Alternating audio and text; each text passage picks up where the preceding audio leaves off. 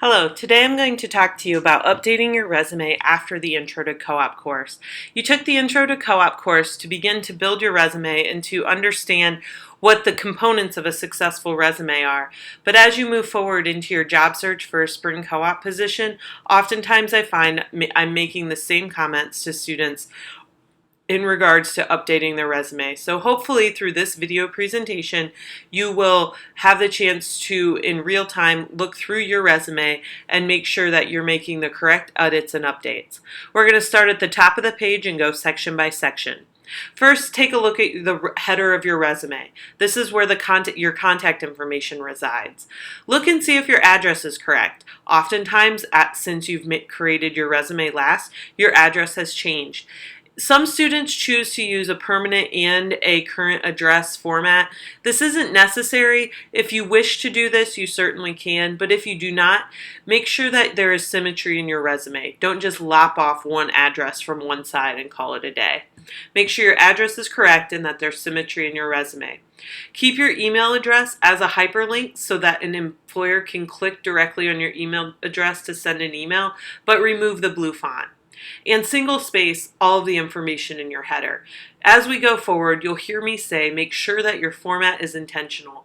I oftentimes hear students say that they couldn't figure out how to change a format in Microsoft Word, and that's how it ended up that way. Figuring out how to leverage your knowledge of Microsoft Word to single space your header is really valuable. Moving into the education section, we want to make sure that your university entry is listed first. Oftentimes, you'll want to list your major followed by your university. However you have it formatted, make sure that university is listed first, followed by high school or your next most recent education. Include your class year. This is the year that you intend to graduate on university record. So this may be class of 2020 or in a degree expected. Make sure your GPA is accurate. It only needs to be included to 2 decimal places. And then make sure everything is lined up vertically and horizontally across the page. Make sure your alignment is consistent and make sure your formatting is consistent throughout the section. Moving next, you should have experience on your resume. The most recent experience should be listed at the top of the section. This means that if you had experience this summer, it should be listed first, not at the end of the section. Update the dates from your previous experience if needed. If you had previous experience that said it was still until present, you'll want to make sure you put consistent end dates on that. And make sure your formatting is consistent throughout the section. Every once in a while, students have recent experience but feel that their further past experience is more relevant. Review the example resumes that are available on Blackboard that show different divisions of sections on resumes. This is an easy way to solve that problem, is to create a different section and then listing that section first. As we continue in your experience section, if you're using bullets, all your bullets should start with strong past tense verbs. Strong past tense verbs. This is key. Avoid 4-letter or basic verbs. Took, work, read. Make sure that we're using the best verbs and descriptive verbs throughout our document. You can find a link to strong verbs on Blackboard. And then thoroughly describe what you did, recognizing transferable skills. This is a little more difficult and perhaps most easily done by looking at some of the example resumes that are available on Blackboard. Once we've looked through our experience section, we've updated it, and we've added our additional experience, next we should have a skills section on our resume. The skills section should start with your most specialized skills: MATLAB, SolidWorks, a computer language, lab skills. Microsoft Office can be included on your resume, but probably shouldn't be listed first. And then look at your skills section holistically. Are there additional skills from your work experience or classes that you might add here? A skills section does not need to be just computer skills. And again, look at some of the examples. This may be skills and training, for example. Look at some of the examples to see how your information might be best displayed. After the skills section, everyone's resume becomes much more variable. You have additional sections. It may be leadership, activities, honors, awards.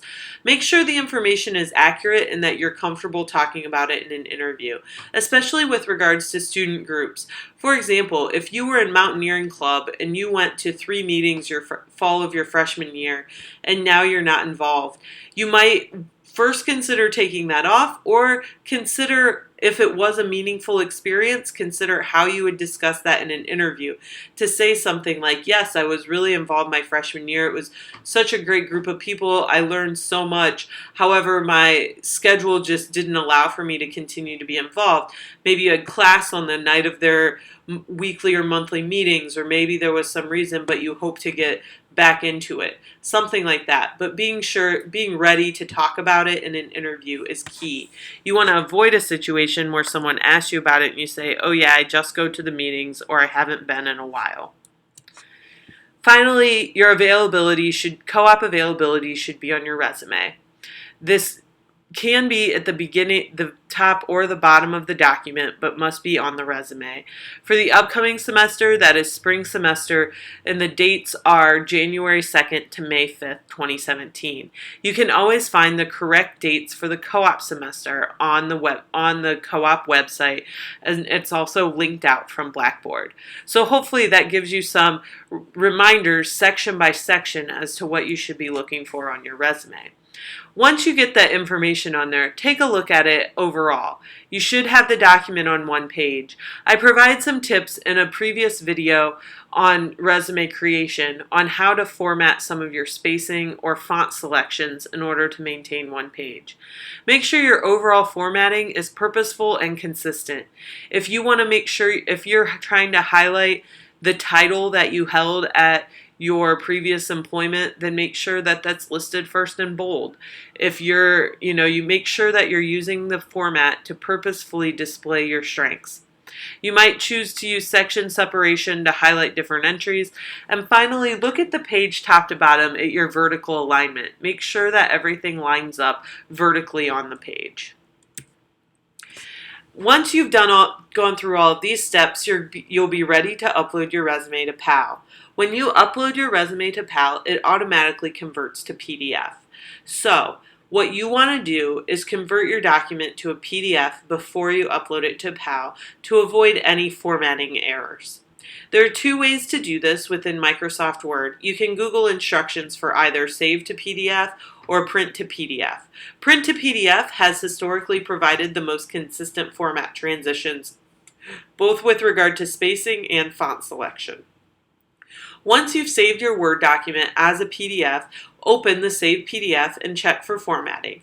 Also check for a second blank page, as this is one of the most consistent issues that students have. If you have a second blank page, use Print to PDF as your save option and print only page 1. Once you have a PDF that it reflects your intentions, upload that document to PAL and view that document once it's uploaded to PAL. Once it's on PAL, it comes to me for review. You'll then receive an email indicating that your resume has either been accepted or denied. If your resume was denied, the email will include reasons for the denial and instructions to upload a new version. Once your resume is uploaded to PAL, you're free to make and finalize your selections in your job search. So again, make sure each section is formatted carefully and review for the frequently made corrections that I've talked about today. Look at your overall format and review the resources in Blackboard, including the example resumes and instructional video for formatting tips and word choice for strong verbs and ways to describe your experience. Following these instructions, you should have a solid resume and